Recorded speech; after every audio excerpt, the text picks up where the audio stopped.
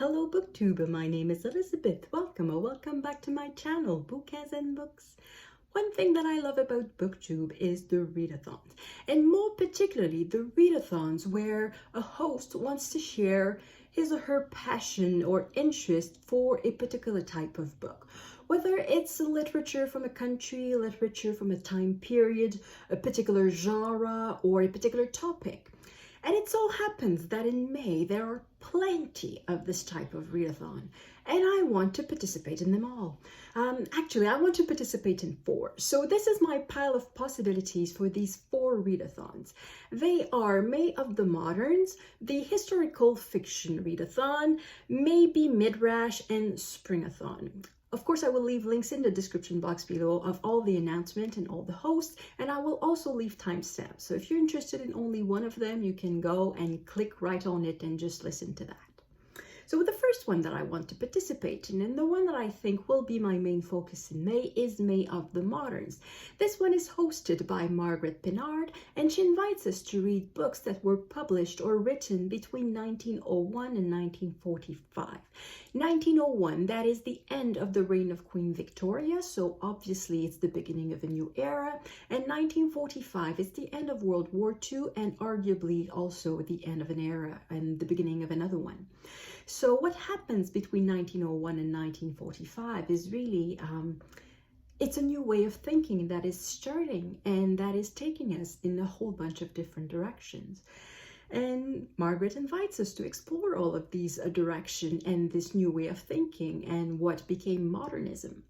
So there is one book that is not just a possibility, it is a guarantee. It is a buddy read with Shelley Swearingen. We will read a book by Edith Wharton.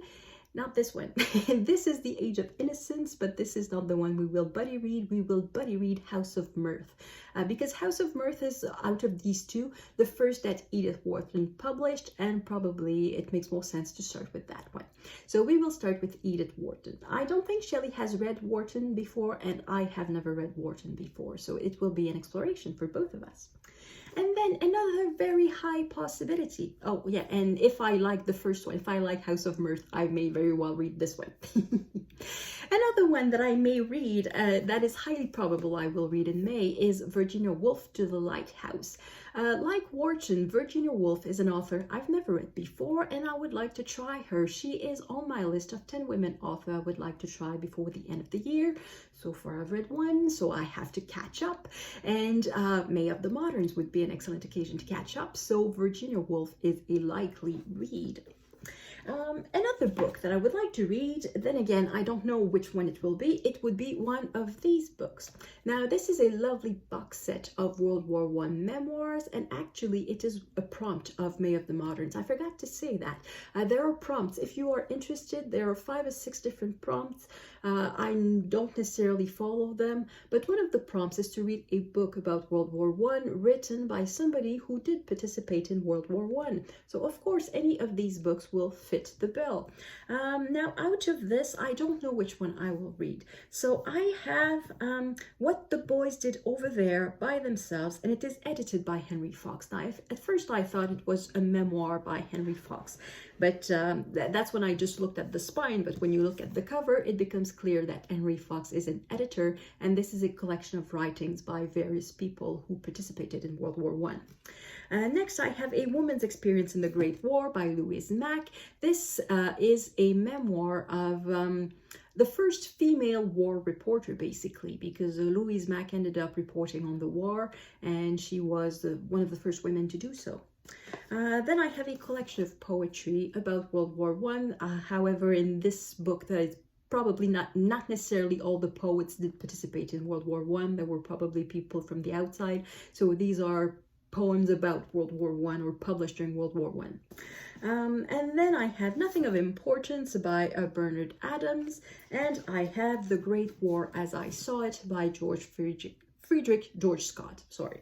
So I would like to read one of these 5, so that's another priority for me. Beyond that, if I read something else for May of the Modern, good for me, but it's not necessarily a priority. I have a whole bunch, either on paper.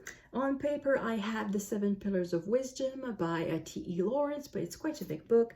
And then I have Marcel Proust. This is the second volume of In Search of Lost Time.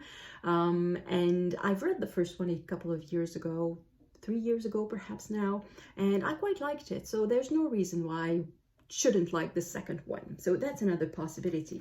And I have other possibilities electronically via script or via the library perhaps. There would be books that I published in that time that I would like to read and that I saw on other people's pile of possibilities or TBR for May of the Moderns. There would be Their Eyes Were Watching God by Nora Neale Hurston. There would be The Enchanted April by Elizabeth von Arnhem. There would be books by Barbara Pym. She sounds wonderful, and I think she sounds like a writer I would like to read, and I've never read anything by her. And there were a whole bunch of others, but I think basically I will try to aim for the three that I mentioned at first. So My Buddy Read of Edith Wharton, Virginia Woolf, and one of the memoirs of World War I. So these are my plans for May of the Moderns. The second readathon I would like to participate in is the historical fiction readathon. It is hosted by Katie from Books and Things, and if you're interested, there are a whole bunch of prompts to follow. Once again, I will not follow the prompts. I intend to read just one, and it is a big one. It is this one. It is M, Child of the Century by Antonio Scurati. It is a translation from the Italian. It is a historical fiction based on Mussolini, or about Mussolini. This one starts in 1919. I have started it just a little bit, just about 10 pages, just to check if it's something I would like to read. And I think it is something I would like to read. I think it's something I would love to read. So this one is my priority. Well, at least I think. I'm a mood reader, so in 10 days from now, maybe I won't be interested anymore. But at the moment, this is the book that I think I'm going to read for the historical fiction readathon. Now, there's another book that I saw that caught my attention. It was mentioned in another book that I read, and I looked, and they had it at the library. So this is another library book. It's another huge book, and it's another translation from the Italian. This is the Lehman Trilogy by Stefano Massini. And this is about the famous Lehman brothers of the bank of the same name. So originally they were real people, Lehman brothers. And this is a historical novel about, it starts in September 11, 1844, where the first Lehman brother arrived in America. And then I think it goes all the way to 2008 when the bank collapsed, basically. And what looks interesting in this book is that it kind of looks like poetry. It looks like it's in verse. But it's considered a novel. I found it on the novel shelf at the library. It was not in the poetry shelf. So I think this could be very interesting in content and in form. So this is my second possibility for the historical fiction readathon. Now, of course, I love historical fiction novels. I have a whole bunch of them. I have historical mysteries, historical romance. I have historical classics like The Hunchback of Notre Dame by Victor Hugo or Rob Roy by Walter Scott. So I could also turn to some of these books. However, if I do go through M, that will already be quite a lot. So I may not read any more historical fiction for the month of May. The third readathon I want to participate in is maybe Midrash. This one is hosted by Jason from Old Blues Chapter and Verse, and in this one we are invited to read two books, one of fiction and one of non-fiction, about religion.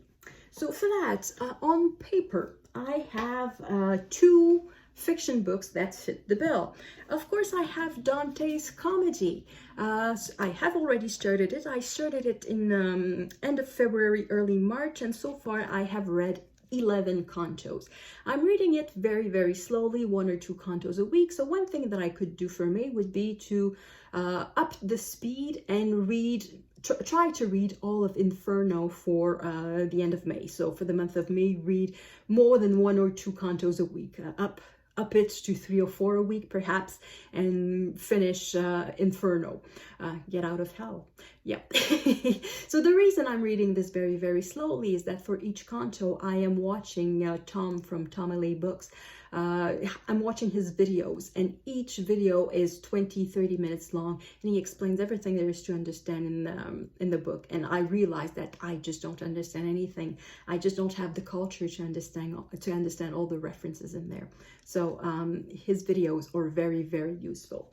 And the other possibility I have is this. This is a translation from the Russian, and the title is Go to Golgotha. I think it exists. Yeah, it exists in English. So this is a French translation, but the title in English is Go to Golgotha, and it is by Alexandr Zinoviev. I don't think he is a luminary of Soviet literature. I never really have heard of him before. I bought this book 15 years ago, largely based on the cover because it's cute. So as you can see, we have a little Jesus figure, but he's brandishing a is it cognac, vodka, a bottle of alcohol. And all that I know about this book is what is written on the back cover, and it is our hero. His name is Ivan Laptiev, and he is a communist, and he is a drunk, and he is God, and apparently he is walking on the steps of Jesus and performing miracles. But then all of this happens in Soviet Russia. This was published originally in the 1980s, so it was at a time where religion officially did not exist in the USSR. So I think there's obviously an element of satire in there, but I think it raises interesting questions of what to do when religion, or not necessarily religion, but I guess if our main character really is Jesus, in the context of the book, of course, really is a god, will the people notice it? Is it possible to see miracles when you are trained not to see them? Or are the miracles visible or not? And I'm talking about miracles. I don't know if our main character will perform miracles, but I think it raises interesting question of, can we see religion when we are not allowed to see it, when we have been raised not to see it? Or is religion stronger? But then again, I have to read this in the context of Soviet Russia. They were censored, so there was only so many things Zinoviev could write that were positive about religion. So that's going to be another interesting aspect. How can a writer write about religion in a country where religion does not exist? So that is another possibility for maybe Midrash. As for nonfiction, I don't have anything on paper. I have a couple of books about religion, nonfiction, that I've already read, but I don't feel like rereading them. So what I will do is that I will go to Scribd, and I've already checked, and there are quite a few books that sound very interesting. At the moment, the one that intrigues me the most would be Jesus Wars, How 4 Patriarchs, 3 Queens, and 2 Emperors Decided What Christians Would Believe for the Next 1500 Years by John Philip Jenkins. Now, I think the title pretty much says it. I probably should say where I come from on religion. I was raised in the Catholic religion, but not very practicing. We did not go to church every Sunday. In fact, I never saw my father in church, except when it was mandatory, like for funerals and marriages and that sort of thing. But outside of social occasions, I never saw my father go to church. When I was younger, my mother did go to church. I did serve Mass. I did my confirmation and everything. But then somewhere when I was a teenager, I just completely, basically they lost me. I stopped believing. I realized that there was too much nonsense in there. And yeah, I am very much on that side now. So I am not somebody who believes that the rules of Christianity or Catholicism actually fell from the sky. I know that they are made by human beings, and I think this book will probably explain a lot of how they were made and what were the political forces or the historical forces or religious forces or very sincere belief forces that were behind what became the Christian credo. So I think that could be very interesting, very interesting. And there were other books too.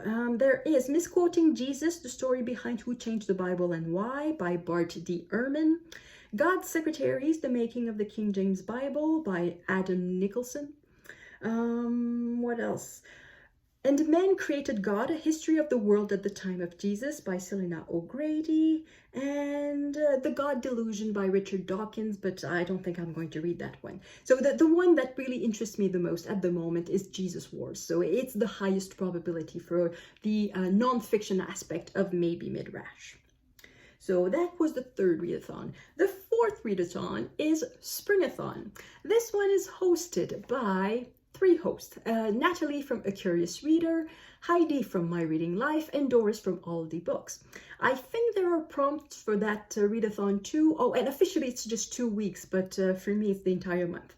So a readathon is a month, or it's not at all, so it's going to be a month. I understand for the hosts, a month might be a lot, so I don't blame them for limiting it. But for me, I'm going to consider the Springathon lasts the entire month.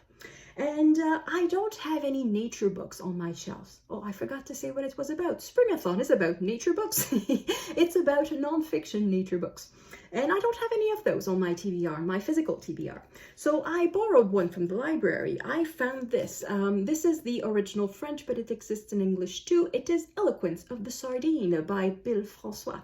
And this is, from what I understand from the back cover, about sounds in the... sounds underwater, communication underwater, life of underwater of some sort. So I think it sounds interesting, and it's quite short, which is quite nice, particularly given the big historical fiction that I chose. So a short book is kind of nice. And also I have tons of possibilities on Scribd. There is books about whale, Fathoms by Rebecca Giggs. I heard a lot of positive things about that. I found a book on sloths and one on elephants and one on mushrooms, and there are a whole bunch of books available on Scribd. So again, I don't know which one I will read. So far, this is the highest possibility because I prefer to read books on paper, but I will not reject other possibilities too.